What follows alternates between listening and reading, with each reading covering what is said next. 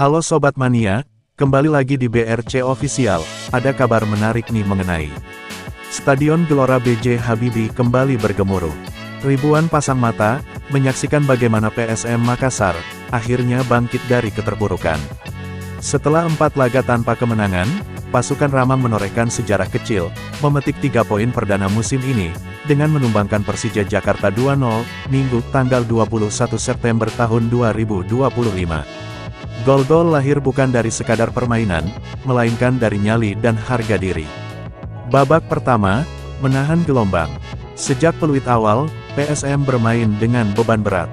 Kritik deras, posisi juru kunci, serta krisis finansial, yang membuat ruang ganti terasa sesak.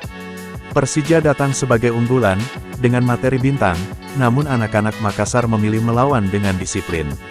Setiap tackle, setiap sapuan bola, seperti cara mereka berkata, kami belum menyerah. Gol pembuka, tendangan bebas penuh keyakinan. Kebuntuan pecah di menit ke-55. Savio Roberto berdiri di depan bola, tepat di luar kotak penalti. Sorak-sorai tribun menggema, seolah mengirim doa. Dengan satu ayunan kaki, bola melesat deras menembus pagar betis Persija. Kiper hanya tertegun, melihat si kulit bundar, bersarang di pojok gawang. Stadion meledak. Gol Savio bukan sekadar angka 1-0, tapi simbol jawaban atas keraguan. Gol kedua, sundulan pemantik euforia. Ketegangan belum reda ketika menit ke-79, menghadirkan momen magis lain. Rizky Eka mengirim umpan matang, dan Abu Razak Kamara, terbang lebih tinggi dari bek lawan.